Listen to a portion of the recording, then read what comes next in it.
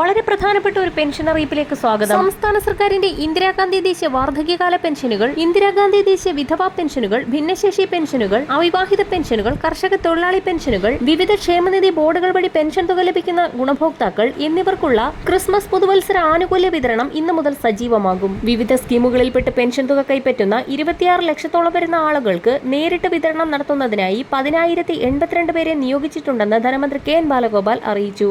പ്രാഥമിക കാർഷിക വായ്പാ സംഘങ്ങൾ, മറ്റ് വായ്പാ സംഘങ്ങൾ എന്നിവ വഴി സാമൂഹ്യ സുരക്ഷാ പെൻഷനുകൾ എന്നിവ വീടുകളിൽ നേരിട്ടുള്ള വിതരണം ഇന്നു മുതൽ സജീവമാകും. വിതരണം ചെയ്യുന്നതിന് ഒരു ഗുണഭോക്താവിന് 30 രൂപ നിരക്കിലാണ് ഇൻസെന്റീവായി നൽകുന്നത്.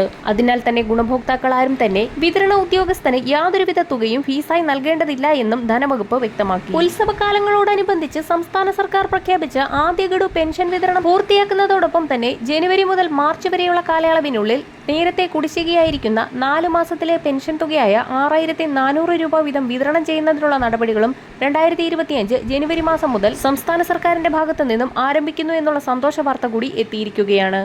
എന്നാൽ പെൻഷൻ വിതരണത്തിലെ ആശ്വാസ വാർത്തയ്ക്കൊപ്പം തന്നെ വലിയൊരു വിഭാഗം പെൻഷൻ ഗുണഭോക്താക്കളും പെൻഷൻ പട്ടികയിൽ നിന്നും പുറത്താക്കപ്പെടാൻ പോകുന്നു.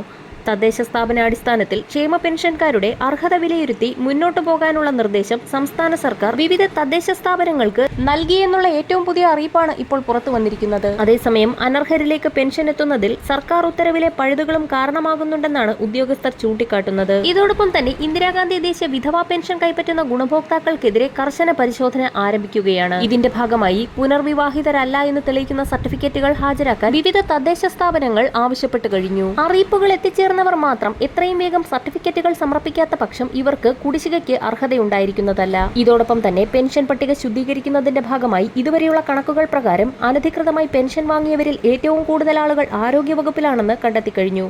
വാങ്ങിയ പണം പലിശയടക്കം തിരിച്ചുപിടിക്കുന്നതിനൊപ്പം പിരിച്ചുവിടൽ ഉൾപ്പെടെയുള്ള മറ്റ് നടപടികൾ ഉണ്ടാകുമോ എന്ന് വൈകാതെ അറിയാം. എല്ലാ മാനദണ്ഡങ്ങളും കൃത്യമായി പാലിക്കുന്ന പെൻഷൻ ഗുണഭോക്താക്കൾക്ക് ഇതുവരെയും പെൻഷൻ തുക ലഭിച്ച പോലെ തന്നെ ജനുവരി മാസത്തിൽ വിതരണം ചെയ്യാൻ പോകുന്ന കുടിശ്ശിക പെൻഷൻ തുകയും ഒരു മുടക്കവും കൂടാതെ തന്നെ എത്തിച്ചേരും. ഡിസംബർ മാസത്തിലെ പെൻഷൻ തുക എത്തിച്ചേരാത്ത ഗുണഭോക്താക്കൾക്ക് ഇന്ന് രാവിലെ മുതൽ തന്നെ ബാങ്ക് അക്കൗണ്ടുകളിലേക്കും സഹകരണ സംഘം ഉദ്യോഗസ്ഥർ വഴി നേരിട്ട് വീടുകളിലേക്കും പെൻഷൻ തുക എത്തിച്ചേർന്നു തുടങ്ങും. വരും ദിവസങ്ങളിലെ പെൻഷൻ അറിയിപ്പുകൾക്കായി ചാനൽ സബ്സ്ക്രൈബ് ചെയ്യാൻ മറക്കാതിരിക്കുക.